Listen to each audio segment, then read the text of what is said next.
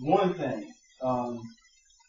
A lot of times when these ancient cultures are talking about aliens, um, a lot of times what happens is because English is such a limited language, sometimes what they're talking about with aliens is they're talking about a time when we were in communication with ourselves, a higher part of ourselves.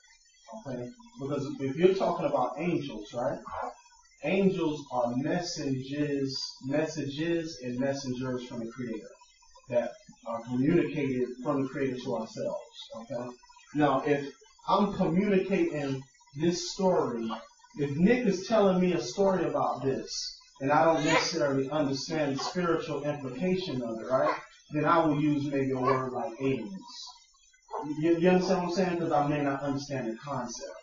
But what a lot of times is happening, if you go to Ezekiel and he's talking about the multi-wheeled, force and everything, and it's always dealing with spheres, a lot of times what people are dealing with as far as seeing aliens is they're perceiving spiritual forces.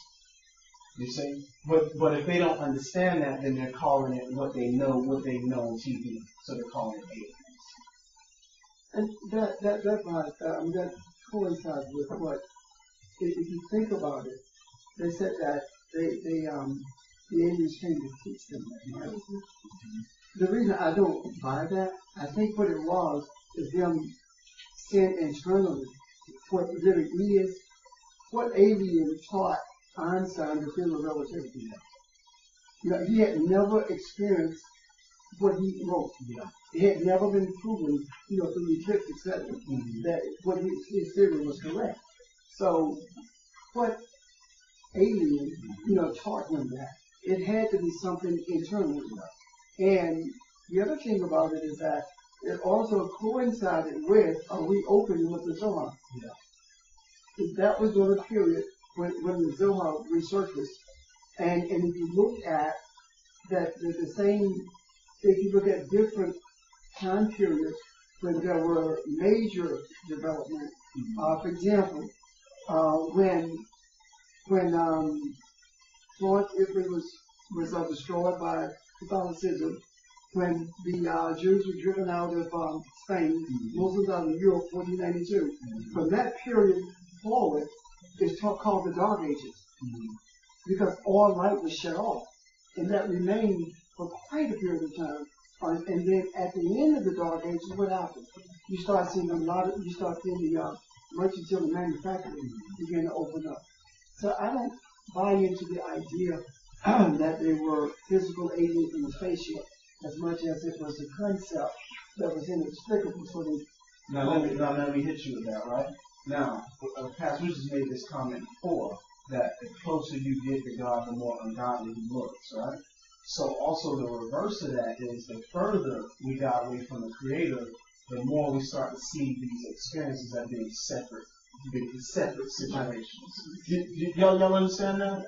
So now that's the thing, that's what happened. Okay, now, so when, imagine time we so connected, the forces within us, we're communicating with them openly, Like y'all know the old people connect with stuff like internally. And then, like, I always would ask my grandma and them, I would say, well, how did y'all know to do certain things or to make this, y'all know the little healing remedy? Is we just did it. They don't never remember who taught them. Some things they just pulled it together. Now, what happened is, where that's coming from is a time when we were in communication with everything, to the degree, if any of y'all seen the Avatar, where they can communicate with everything, the trees and whatnot, that's realistic. That's part of that movie, a documentary. Even ancient, not ancient, but even slaves and whatnot used to go and talk to trees. Have you heard of that? Mm-hmm. Now, when we fell away from that, and we fell away from the Creator, we call those things like alien experiences. You know what I mean? Like, that's the devil, that's the alien. But what happened is, we were at a time where we would have an internal experience and can relate them to everything around us. Who told you to play with remote science? Yeah. It's internal understanding. So that's what, and that's. I mean, yeah. I mean, how did they find out? Yeah. The moth only grows on the north side of the ship. Hold on, Denise has something.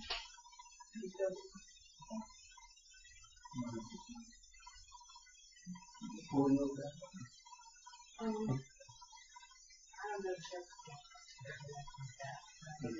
trouble together.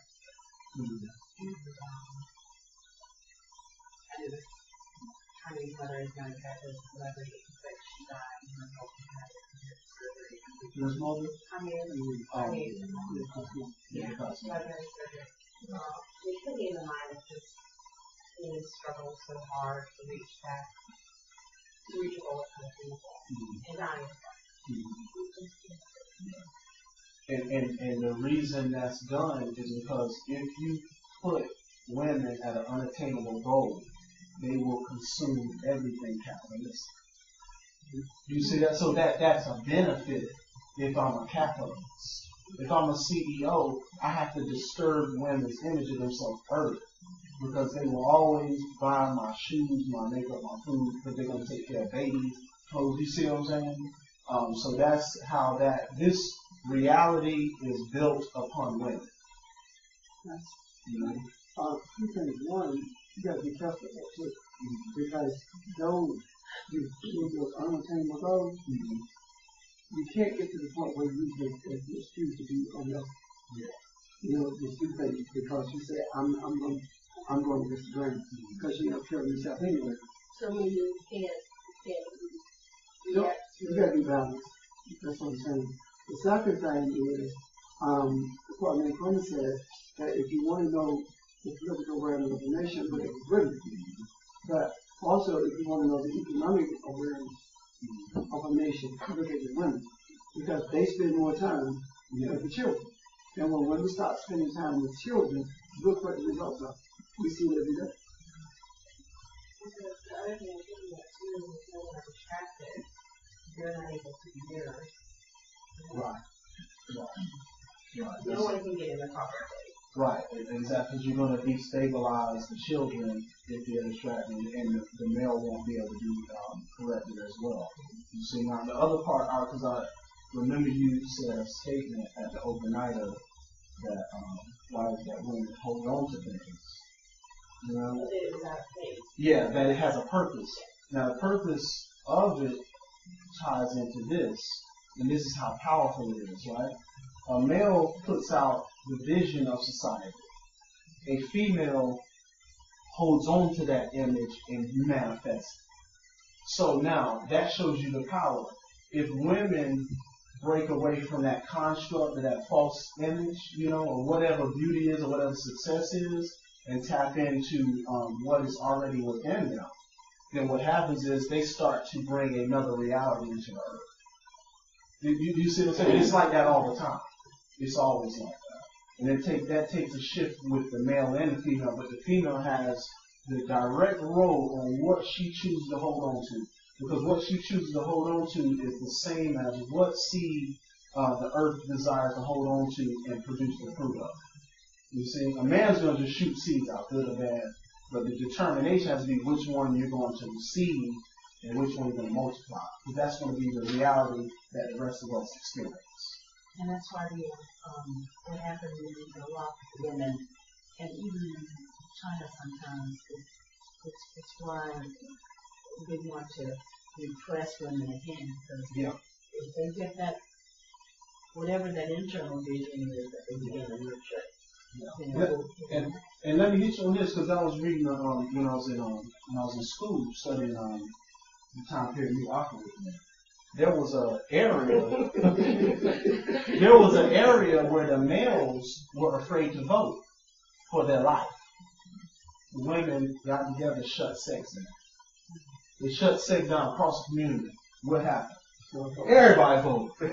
You know what I mean? So they got a vision. They said, okay, yeah, it's dangerous. You know what I mean? Yeah, if you vote, you can get beat up, and maybe some of us can get beat up. But their thing was, okay, but what about generation down? You see what I'm saying? So they were like, we have to hold on to a different reality and then begin to produce it through their actions, right? Which is saying they said, I'm not going to receive this seed of fear. You know what I mean? Now, and that's how the role kind of goes back and forth as the feminine resurrects deeper levels in the man based on what she wants to hold on to and what she does not.